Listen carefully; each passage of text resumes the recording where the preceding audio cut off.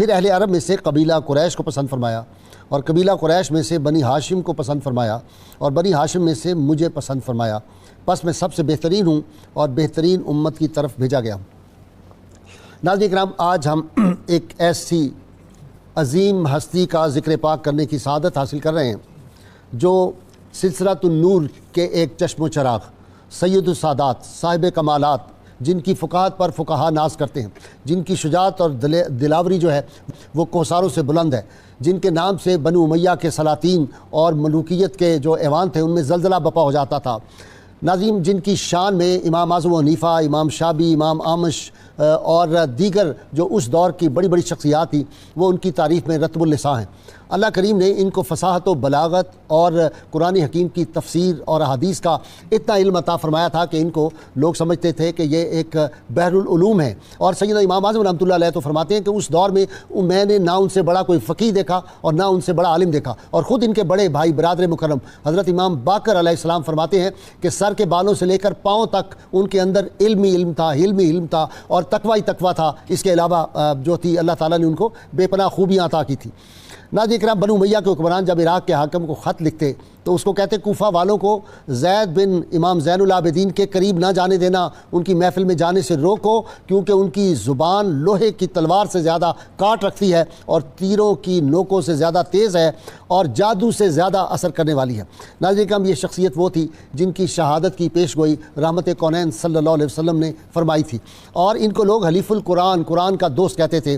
اور ان کی ایک خوبی یہ تھی کہ جب سیدنا صدیق اکبر رضی اللہ تعالیٰ عنہ اور سیدنا عمر فاروق رضی اللہ تعالیٰ عنہ کا ذکر آتا تو یہ کس طرح کھلے انداز سے کرتے۔ سیدنا صدیق اکبر رضی اللہ تعالیٰ عنہ کے بارے میں فرماتے تھے کہ وہ امام الشاکرین ہیں، اور پھر ایک مرتبہ آپ نے ارشاد فرمایا، قرآن حکیم کی کسی نے ان کے سامنے ان کے شاگرد بیان کرتے ہیں خشمی، آدم بن عبداللہ خشمی فرماتے ہیں کہ ایک مرتبہ ہم امام زید علیہ السلام کی خدمت اقدس میں بیٹھے ہوئے تھے تو والسابقون اور اولئک المقربون کہ یہ ہم نے قرآن حکیم کی جو تھی یہ الفاظ پڑھے تو یعنی سبقت لے جانے والے وہ لوگ ہیں، وہ تو ہیں ہی سبقت لے جانے والے۔ تو ہم نے پوچھا کہ یہ کون ہے اللہ کے مقرب بندے جن کا اس آیت میں ذکر ہے؟ تو انہوں نے فرمایا کہ حضرت ابوبکر صدیق اور عمر فاروق ہیں۔ پھر فرمایا اللہ تعالیٰ، یہ بہت امپورٹنٹ ہے، اللہ تعالیٰ مجھے اپنے نانا صلی اللہ علیہ وسلم کی شفاعت سے محروم رکھے اگر میرے دل میں ان حضرات کی محبت نہ ہو۔ اور امام شابی نے کمال کی بات کہی، انہوں نے کہا کہ عورتوں نے اب اس طرح کے بیٹے جننے ہی بند کر دیے ہیں، کسی ماں نے ایسا بیٹا نہیں جنا جس کا علم فقہ میں یہ بڑا مقام ہو۔ ناظرین کرام، پھر جس طرح وہ ملوکیت کے سامنے ڈٹے، پھر اس وقت کے حکمرانوں کے ظلم اور ان کی تشدد کے سامنے جس طرح آپ کھڑے ہوئے، کن حالات میں آپ کی شہادت ہوئی، اور شہادت بھی ایسی کہ اس جو تھا شہید اعظم کو 3 برس تک سولی پہ لٹکایا گیا، لیکن دیکھیے کہ اللہ تعالیٰ کی قدرت سے مکڑی آتی تھی اور ان کے کپڑے اتارے تھے اور وہ جالا بن دیتی تھی ان کے جسم کے ارد گرد۔ اور رحمت کونین صلی اللہ علیہ وسلم کو وہاں پہ جو متعین تھا ایک آدمی گارڈ جس کو رکھا ہوا تھا کہ ان کا منہ مدینہ منورہ مکہ مکرمہ کی طرف نہ ہونے دینا، وہ لٹکتے تھے، وہ ان کا جو چہرہ تھا اس کو دوسری جانب کرتے تھے، وہ پھر مکہ کی طرف ہو جاتا تھا، کعبہ کی طرف ہو جاتا تھا۔ ناظرین کرام، پھر وہاں جو گارڈ تھا اس نے خواب دیکھا کہ حضور رحمت کونین صلی اللہ علیہ وسلم بنفس نفیس وہاں تشریف لائے اس کے خواب میں، اور آپ نے فرمایا یہ میری اولاد پاک کے ساتھ تم یہ سلوک کر رہے ہو۔ یہ بات بڑی مشہور ہوئی۔ پھر ان کو کس طرح شہادت کے بعد کیا ظلم کیا گیا وہ میں نہیں بیان کرتا، میرے آج اسکالر ہی اس کی تفصیلات بیان کریں گے وہ کیا ہوا، بس میں ابتدا کر رہا ہوں۔ کسی نے بڑی خوبصورت بات کہی تھی، جس پہ قسم کا ظلم ڈھایا گیا، جس کی میت کو سولی چڑھایا گیا، آگ میں جس کا لاشا جلایا گیا، اس کی دینی حرارت کی کیا بات ہے۔ آج سیدنا زید بن سیدنا امام زین العابدین علیہ السلام کے ذکر پاک، آپ کا زہد، ورع، تقوی، بہادری، دلیری، دلاوری، شجاعت اور ظلم کے سامنے ڈٹ جانا، اور وہی پھر کربلا کا جو واقعہ تھا، اور کوفیوں نے جس طرح بے وفائی امام علی مقام سے کی تھی، انہوں نے کس طرح وفائی کی، 80,000 سے 218 کیسے رہ گئے۔ آج میرے ساتھ شریک گفتگو پروفیسر ڈاکٹر معین نظامی صاحب، علمی شخصیت ہے ہمارے ملک کی، ان کے ساتھ برکت الاسر جناب پیر انوار حسین جلو عالوی بابا جی میرے ساتھ ہیں، اور ان کے ساتھ نوجوان اسکالر پروفیسر ناصر محمود، آپ ان تینوں سے واقف ہیں، میرے مہمان بنتے رہتے ہیں۔ یہ ابتدا کر رہا ہوں جناب پروفیسر ڈاکٹر معین نظامی سے۔ جی نظامی صاحب، کہاں پہ جاتا ہے آدمی؟ بہت ہی المناک اور دردناک ہے یہ ساری داستان۔ بھائی صاحب، کربلا کا ایک تسلسل ہے، ہر عہد میں اپنی نوعیت کی ایک کربلا برپا ہوتی رہی ہے، ستیزہ کار رہا ہے، ازل سے تا امروز، چراغ مصطفی سے شرار ابو لہبی۔ اہل بیت کرام کی واقعہ کربلا کے بعد جتنی شہادتیں ہوئی ہیں مختلف زمانوں میں، مختلف حالات میں، وہ بجائے خود ایک بہت ہی دردناک موضوع ہے، اور امت کو اس کا علم ہے، ذرا تفصیل سے ہونا چاہیے۔ حضرت امام زید بن امام زین العابدین 80 ہجری میں آپ کی ولادت ہوئی ہے مدینہ منورہ میں، 122 ہجری میں آپ کی شہادت ہوئی ہے۔ ہجرت رسول صلی اللہ علیہ وآلہ وسلم کے 61 برس بعد سانحہ کربلا ہوا ہے، اور سانحہ کربلا کے 61 برس بعد یہ شہادت ہوئی ہے، دوسری کربلا، جی ہاں، اور اس کے بعد پھر تسلسل ہے۔ حضرت امام زید کی جو شخصیت ہے اس میں چند پہلو بہت ہی نمایاں ہیں۔ ایک یہ کہ آپ کے والدہ ماجدہ سندھ کی تھیں، حضرت امام زید کی، امام زین العابدین کی اہلیہ، تو اس پورے خطے کو یہ شرف حاصل ہے کہ یہ حضرت امام زید کا ننھیال ہے۔ اہل پاکستان کو اس پر فخر کرنا بے شک و شبہ سے، کیا یہ نسبت ہے، اور ایسی بڑی نسبت، ایسی نسبت۔ دوسرا، غازی صاحب، اہل بیت نے متفقہ طور پر آپ کو مدبر قرآن کہا ہے۔ آپ نے اکابر صحابہ کے علاوہ اپنے اہل خاندان سے تربیت پائی، علم حاصل کیا، اور علم کی طلب بھی جو خاصہ اہل بیت ہے اس میں اپنے عہد میں سب سے نمایاں۔ حضرت امام باقر العلوم جیسی شخصیت جو آپ کے بڑے بھائی ہیں، انہوں نے آپ کے علم و فضل کو سراہا ہے۔ کمال۔ حضرت امام جعفر صادق نے تحسین کی ہے اور بہت عزت اور احترام سے اور محبت سے یاد کیا ہے۔ ذرا بعد میں چل کے حضرت امام رضا نے مامون سے بحث کی ہے حضرت امام زید کے حق میں، اور ان کی عظمت شخصی اور ان کی یہ جو اس تحریک ہے اس کے اغراض و مقاصد کے بارے میں، اور اس کا مبنی بر للہیت ہونا، اس پر حضرت امام رضا کی بہت خوبصورت گفتگو ملتی ہے۔ اچھا، ماشاءاللہ۔ اس کے علاوہ غازی صاحب جو کثرت زہد و عبادت ہے، آپ کا ایک لقب ستون مسجد ہے، یعنی مسجد نبوی میں اس قدر آپ طویل قیام فرماتے تھے۔ حسن و جمال بتایا جاتا ہے جی، دراز قد، بہت خوبصورت، بہت خوش گفتار، جمالیاتی جمالیاتی ثروتیں تو بالکل اس سلسلہ نور میں ساری جہتوں کے ساتھ۔ حضرت امام زید کی جو علمی خدمات ہیں وہ الگ بہت ہی نمایاں ہیں، یعنی علم الحدیث میں، اس کے علاوہ علم فقہ میں مجموعہ ہے، المجموع اس کا نام ہے، اچھا، اور فقہ میں بھی، فقہ میں جو اجتہادی رویہ آپ کا ہے، اور قرآن اور حدیث کو اور آثار رسول صلی اللہ علیہ وآلہ وسلم کو سامنے رکھ کے جس طرح آپ نے استنباط کیا ہے مسائل عصر کا، اس کی اس عہد میں کوئی نظیر نہیں ملتی ہے۔ یہ اس ایک شخص کی مختلف جہتیں ہیں جس کی بنیادی وجہ شہرت مجاہد ہونا ہے، اور جس کی بنیادی وجہ شہرت حمیت دینی ہے، اور جو ملوکیت کے لیے واقعی بہت بڑی للکار تھا، لرزہ براندام۔ جی بابا جی، اتنی جرت ہمت، لیکن ایک بات مجھے جو سمجھائیں آپ، 80,000 بندہ بیعت کرتا ہے، جب کھڑا ہونا پڑتا ہے تو 218۔ یہی بات ہے کہ میں بسم اللہ الرحمن الرحیم، میدان کربلا میں کیا ہوا تھا؟ میدان کربلا سے پہلے حضرت مسلم بن عقیل رضی اللہ تعالیٰ عنہ کے دست اقدس پر سیدنا امام حسین کی خاطر ان لوگوں نے 30,000 لے، 20,000 لے بیعت کی تھی، لیکن جب میدان کربلا میں آئے نہ وہ بیعت رہی، بس وہ بیعت پڑھتے پڑھتے انہوں نے میدان کربلا کا مارکا جو ہے بزوں میں خیز تو انہوں نے سر کر لیا، لیکن یہ جو بات تھی ان کے سر میں پڑ گئی۔ یوں محسوس ہوتا ہے کہ یہ حضرت زید بن زین العابدین علیہ السلام یہ عین حسین پاک کی صورت پر آج اسی راستے پہ چلے، اور جیسے کوفیوں نے بے وفائی کی حد کر دی حضرت سیدنا امام حسین علیہ السلام کے ساتھ، ایسے ہی انہی کوفیوں نے حضرت زید علیہ السلام سے بے وفائی کی حد کر دی، کبھی 80,000 اور 90,000 اور پھر 218 کے 18۔ عجیب بات ہے۔ اصل میں بات میں یہ سمجھتا ہوں کہ یہ صاحب مقام ہستیاں ظن المومنین خیرا، حضور پاک صلی اللہ علیہ وسلم نے فرمایا کہ ایمان والے اچھا گمان کرتے ہیں۔ جیسا کسی نے آ کر بات کی، کیونکہ ان کا گمان اور ان کا یقین کامل ہوتا ہے اور ایمان والا سچ بولتا ہے، المومن اذا حدث صدق، لہذا یہ اپنے ہی ایمان کے پیش نظر سمجھتے ہیں کہ جو یہ ہم سے بات کر رہا ہے یہ سچی بات کر رہا ہے، حالانکہ المومن اذا حدث صدق والمنافق اذا حدث کذب، بولتا وہ بھی ہے جو منافق ہے لیکن وہ جھوٹ بولتا ہے۔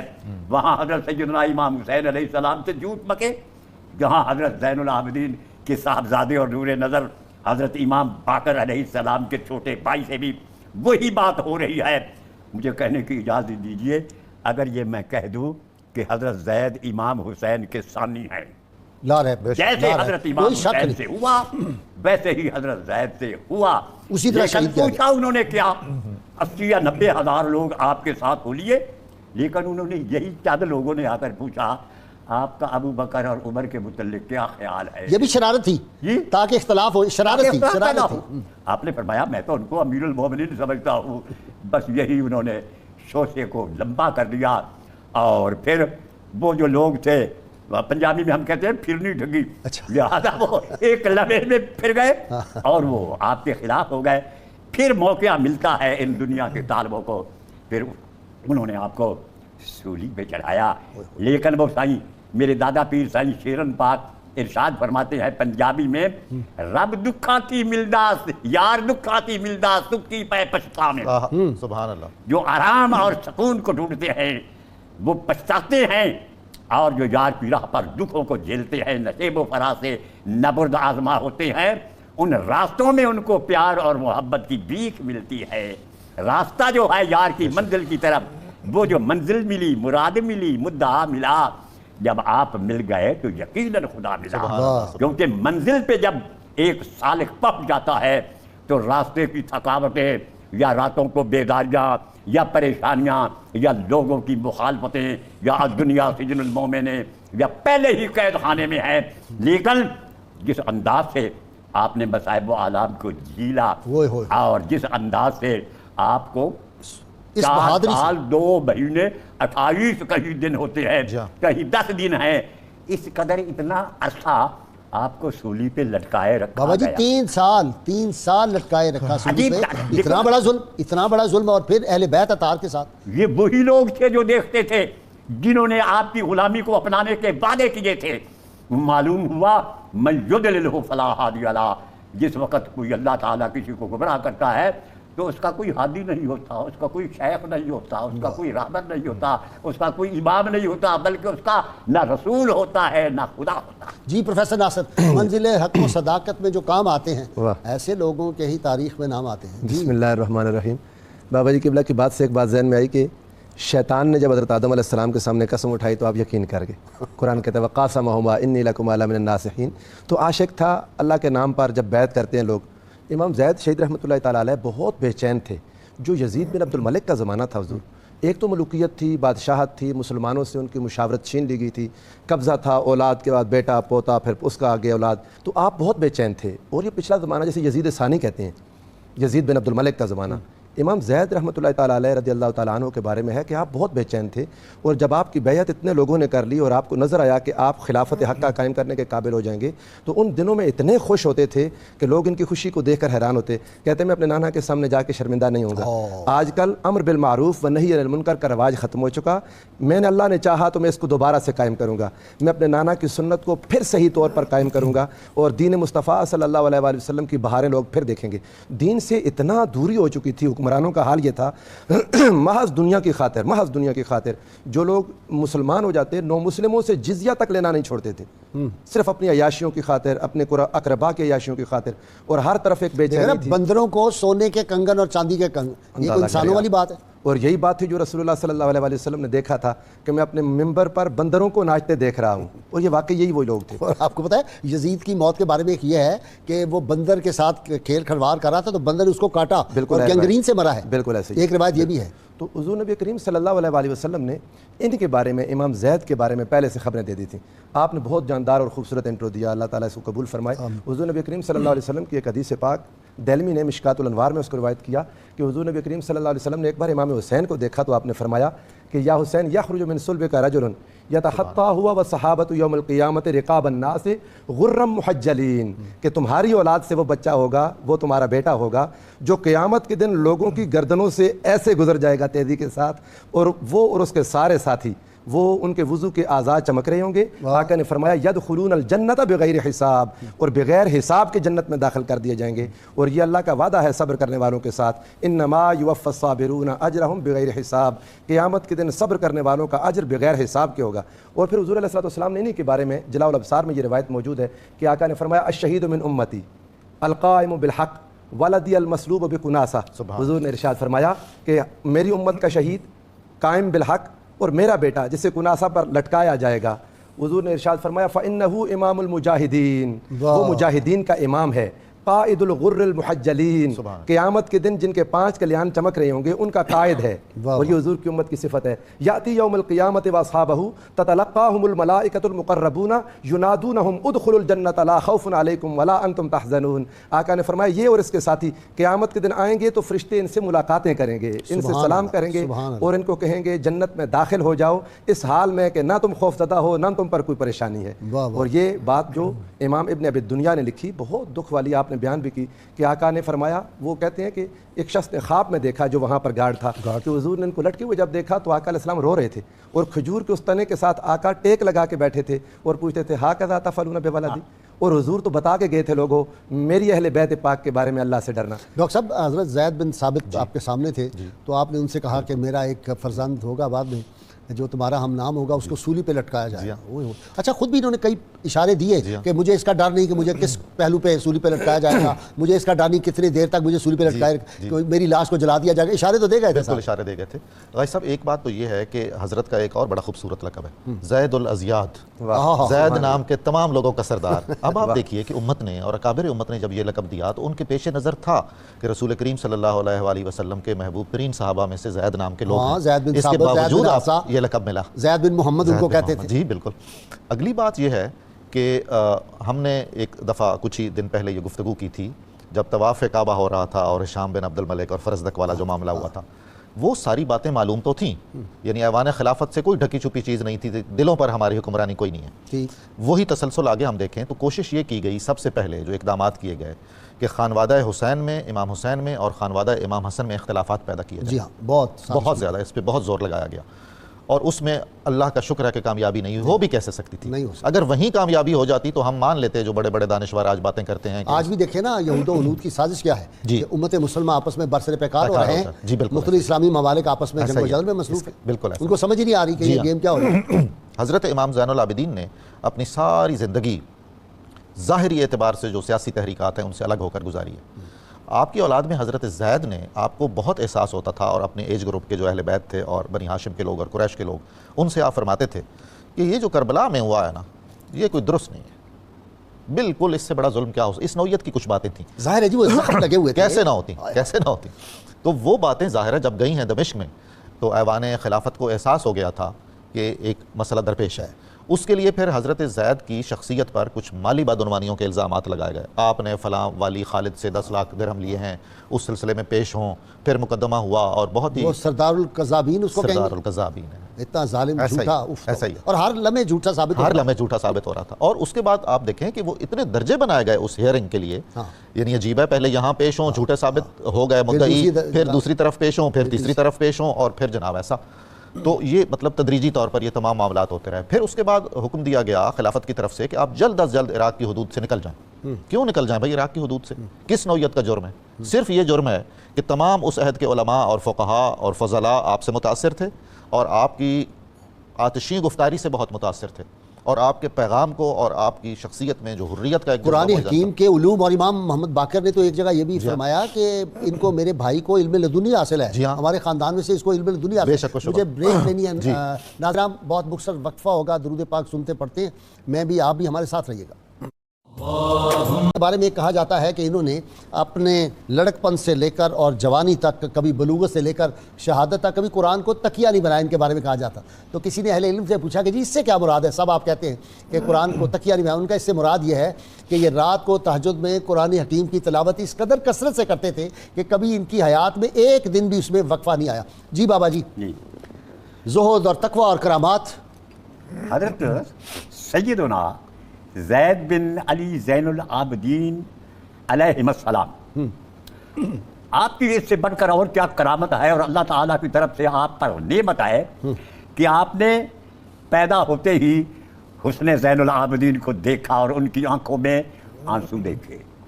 یہی حقیقت میں اثر تھا کہ 15 سال آپ نے اپنے والد گرامی کی صحبت میں رہ کر علوم حقیقیہ اور حقیقیہ اور قرآنیہ کو حاصل کیا۔ علوم لدنیا تو آپ کے گھر کا علم تھا، سبحان اللہ۔ کوئی بھی ایسا ہر اہل بیت اطہار کا جو فرزند تھا علم لدنی حاصل تھا۔ علم لدنی اس کو صرف حاصل ہی نہیں تھا، ان کے رگو پے میں علم لدنی سمایا ہوا تھا۔ نور نبوت جو آ رہا تھا، لدنی کہتے ہیں قرب کو، اور ان کو قرب الہی حاصل تھا، تو عالم حقیقی ذات کا جس کو قرب حاصل ہو جائے اس کو اللہ تعالیٰ اپنے علوم حقیقیہ اور اسرار و رموز سے بہرہ ور کرتا ہے اور علوم غیبیہ سے بہرہ ور کرتا ہے۔ اس لیے جو صاحب علم لدنی ہوا کرتے ہیں وہ اللہ کے فضل و کرم سے غیبیہ علوم بھی جانتے ہیں۔ اور حضرت امام سید زید علیہ السلام علوم لدنیہ کے اور علوم قرآنیہ کے اس قدر عالم تھے کہ حضرت خود امام آپ کے باقر رضی اللہ تعالیٰ عنہ علیہ السلام آپ کے بڑے بھائی کہتے ہیں کہ میں قرآن پاک سے چن چن کر ایسے مشکلات سوال آپ سے کرتا کہ یہ اس سوال میں پھنس جائے میرے بھائی حضرت زید، لیکن وہ ایسے جواب دیتے کہ مجھ کو بھی خاموش کر دیتے۔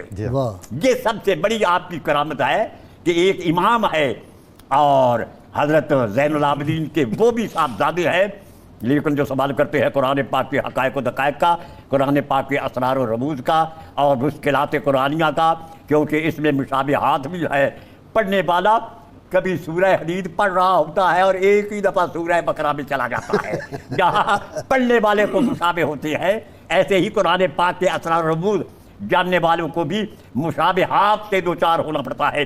لیکن والراسخون فی العلم، جو علم میں راسخ ہوتے ہیں، علم لدنی ایسا علم ہے کہ یہ علم بالمشاہدہ ہے، اس میں محبوب کا مشاہدہ ہوتا ہے، سامنے محبوب ہو پھر کیسے ہو سکتا ہے کہ اس کے حسن میں دیکھنے والا ڈوب نہ جائے۔ اچھا جی پروفیسر خود فرماتے ہیں کہ میں نے 13 برس مسلسل قرآن حکیم کی غواصی کی ہے، ڈوب گیا میں قرآن۔ سبحان اللہ سبحان اللہ۔ اسی لیے حلیف القرآن کا لفظ کہا جاتا ہے آپ کے بارے میں۔ اللہ نے ارشاد فرمایا یرفع اللہ الذین آمنوا والذین اوتوا العلم درجات، اللہ تعالیٰ نے علم والوں اور ایمان والوں کو بڑے درجات عطا کیے۔ اب آپ کی ایک تو علم لدنی، اوپر سے کسب محنت علم میں اتنی بے انتہا کہ آپ کو اللہ نے علم کا وہ مقام عطا کیا کہ امام اعظم ابو حنیفہ رضی اللہ تعالیٰ عنہ جیسے آپ کے شاگرد ہیں، اور امام اعظم وہ شخصیت ہیں کہ حضور علیہ السلام نے ان کے بارے میں فرمایا تھا کہ لو کان العلم بالثریا لنالہ رجل من فارس، اگر علم ثریا تک چلا گیا تو فارس کے ایک شخص سے جا کے نیچے زمین پر لے آئے گا۔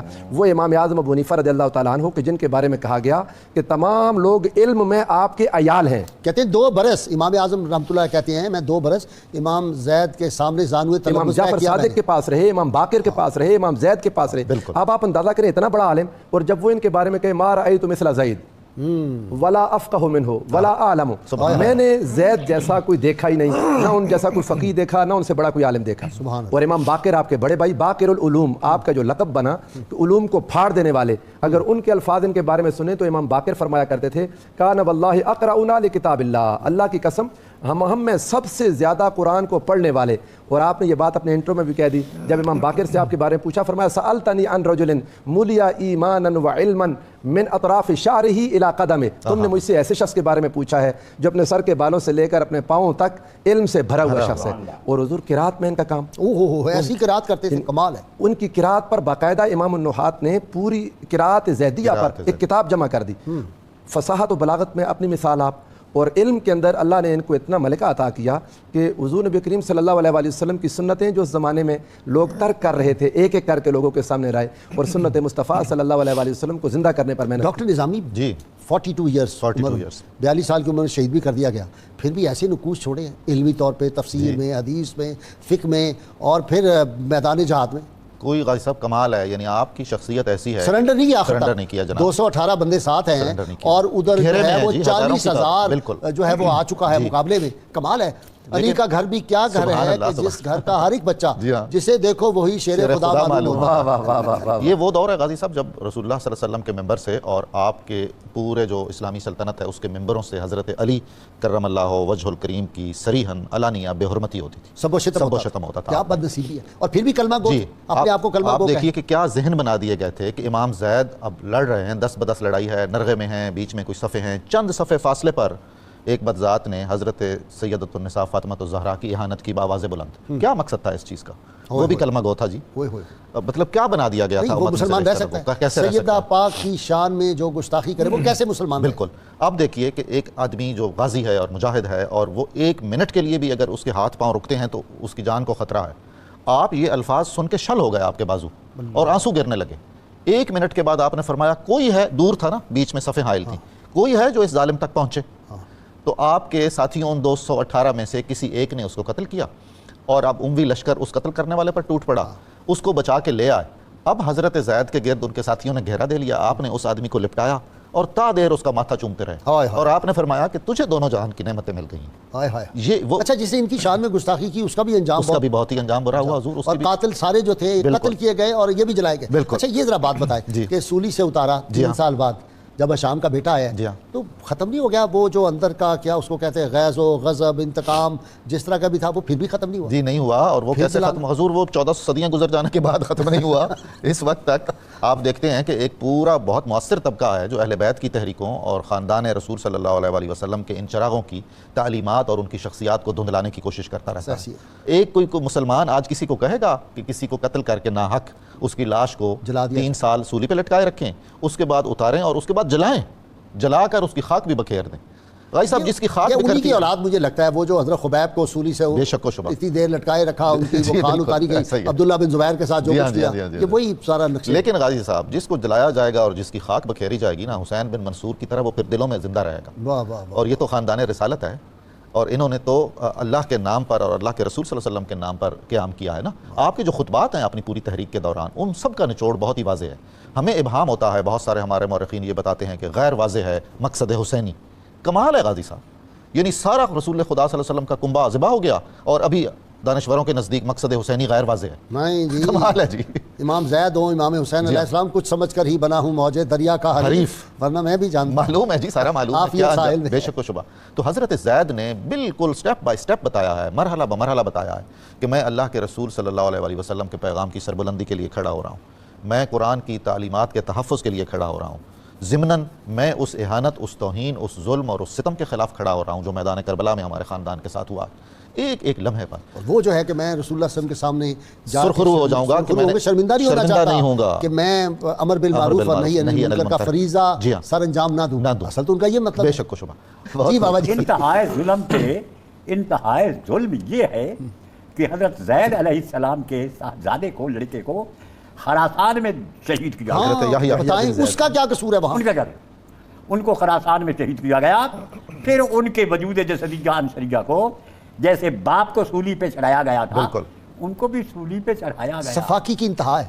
یہ ظاہر میں تو آدمی تھے، لیکن شیطان بھی ان کو سلام کرتا ہے کہ جو مجھ سے نہ ہو سکا وہ تم نے کرا۔ ایسا ہی ہے، ابلیس سے یہ نہیں ہو سکا۔ مجھ کو آتی ہے ہنسی اس حضرت انسان پر، فعل بد تو خود کرے، لعنت کرے شیطان۔ جی انہوں نے قیام فرمایا امام زید شہید رحمۃ اللہ تعالی علیہ نے، تو امام اعظم ابو حنیفہ رحمۃ اللہ علیہ آپ نے فرمایا تھا کہ خروجہ یضاہی خروج رسول اللہ صلی اللہ علیہ وسلم یوم البدر، کہ آپ کا یہ قیام فرمانا اور ان ظالموں کے خلاف نکلنا بالکل ایسے ہے جیسے رسول اللہ صلی اللہ علیہ وسلم بدر کے دن نکلے۔ اچھا، لوگوں نے سوال کیا کہ پھر آپ کیوں نہیں شامل ہوئے؟ آپ ان دنوں علیل تھے، آپ نے پیسے بھیجے، 10,000 درہم دیے۔ آپ نے کہا اگر میری علالت نہ ہوتی، میں بیمار نہ ہوتا، بڑھاپا میرا نہ ہوتا تو میں ان کے ساتھ کھڑا ہوتا۔ جہاں عمر میں زیادہ ہو گئے تھے، کمزور، لیکن 10,000 درہم ان کی طرف بھیجے، اور فرمایا کہ اور حیران کن آپ کی یہ پیشن گوئی ہو گئی، جس طرح قلیل تعداد تھی رسول اللہ صلی اللہ علیہ وسلم کے ساتھ بدر کے دن 313، آپ کے ساتھ ہی 218، اور جہاد کیا، قائم بالحق ہوئے، اور اندازہ فرمائے رات کے وقت میں پھر آپ کو اندھیرے میں تیر مار کے شہید کر دیا گیا۔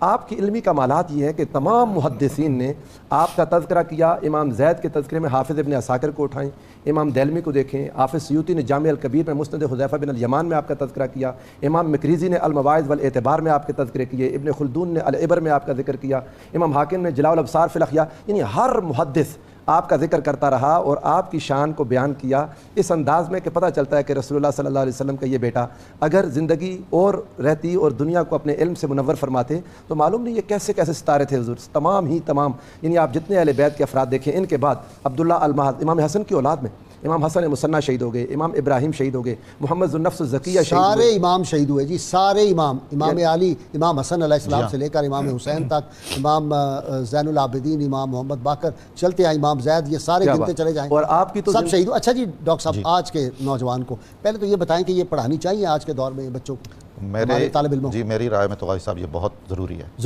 ہے، اس لیے کہ اگر ہم ایمان کے دعوے دار ہیں تو ایمان کی استقامت اس کے بغیر ہو ہی نہیں سکتی ہے کہ ان پاکان امت کا تذکرہ ہمیں معلوم ہو اور ان کی جو تعلیمات ہیں وہ راسخ ہوں ہمارے کرداروں میں، اور ان کی حمیت دینی علی الخصوص، تو اگر ہم کسی اور طرح کا چاہ رہے ہیں قوم کو بننا اور بنانا تو پھر ظاہر ہے ہمیں اور چیزیں پیش نظر رکھنی چاہیے. آج کل کے دور میں ان حضرات کی جو اسوہ ہے اور ان کی سیرت کے جو روشن پہلو ہیں جو رسول اللہ صلی اللہ علیہ وسلم کے اسوے سے اخذ کیے گئے ہیں ان میں بڑے ہی پہلو ہیں اور پیغامات ہیں. برکات بھی ملے گی اور ذہنی اور فکری تزکیہ بھی ہو جائے. جی بے شک و شبہ. یعنی ایک ایسی جامع الصفات شخصیت جو عالم بھی ہے، فاضل بھی ہے، محقق بھی ہے، فقیہ بھی ہے، محدث بھی ہے، مفسر بھی ہے، غازی بھی ہے اور شجاع بھی ہے اور شہید بھی ہے اور 42 سال عمر. 42 سال. تو اس کا مطلب یہ ہے کہ اللہ تعالیٰ کے رسول اللہ صلی اللہ علیہ وسلم سے وابستگی اگر اختیار کی جائے اور اپنی صلاحیتوں سے ہر ممکن کام لیا جائے تو خدا اپنا فضل کرتا ہے علوم و فنون میں اور ظاہری و باطنی ترقی کی. جب تک ہم یہ پڑھاتے رہے دنیا کی امامت ہم نے کی. بے شک. اس کو پریزیڈنٹ نکسن نے اپنی کتاب جو ہے سیز دی مومنٹ یہ خاص طور پہ لکھا ہے. اس نے کہا 700 برس تک ہمارے بجھے ہوئے چراغ جو تھے وہ ہم ایسٹ سے لے کر علم کی روشنی ان کو روشن کرتے رہے. لیکن کہتے ہیں ہم بڑے کنجوس نکلے جب ہماری باری آئی تو ہم سام بن کے بیٹھے. اور آج یہی حال ہے. خاص ہے ترکیب میں قوم رسول ہاشمی. تو خاص ترکیب جو ہے قوم رسول ہاشمی کی وہ تبھی ہوگی کہ اس کے خصوصیات بھی ہوں گے نا اور اس کے رجال سے بھی آگاہی ہوگی کہ کن خصوصیات کی بنیاد پر قوم رسول ہاشمی کا امتیاز تھا اور اس کی تخصیص کیسی تھی اقوام عالم میں. اگر ہم وہ سارا کچھ نہیں کر رہے ہیں تو ظاہر ہے ہمارے مختلف ہیں مقاصد بھی اور اہداف بھی. حضرت زید کا جی آپ کے صاحبزادے جیسا کہ بتایا گیا ہے حضرت یحییٰ اور اس سال خراسان میں اکثر بچے جو پیدا ہوئے ہیں ان کا نام یا زید رکھا گیا ہے یا یحییٰ رکھا گیا ہے. عوام کی محبت کا دیکھیے نا آج بھی. اس کے بعد حضرت زید کے پوتے حضرت ابراہیم. بھائی کمال کی بات یاد آ گئی اور آپ کو میں ٹوک رہا ہوں معاف کر دیجیے گا. فلپ ہٹی نے ہسٹری آف دی عربس میں لکھا ہے. اس نے کہا یہ اس امت کا ایک عجیب ہی معاملہ ہے. جو بچہ پیدا ہوتا ہے یا پیغمبر کے نام پہ پہلے نام اس کا رکھتے ہیں نہیں تو چاروں صحابہ کے نام پہ نہیں تو جو نواسے ہیں رسول اللہ صلی اللہ علیہ وسلم کے ان کے خاندان کے. یہی حسن حسین زید ابو بکر عمر عثمان علی یہی نام رکھتے ہیں. حضور صدیوں پورے خراسان میں اور پورے عرب میں 90% لوگوں کا اصلی نام محمد ہوتا تھا. اچھا. اور پھر لقب شمس الدین جمال الدین کچھ اور ایسا ہی ہے. حافظ شیرازی نام محمد لقب شمس الدین. ساری مثالیں اسی طرح کی ہیں.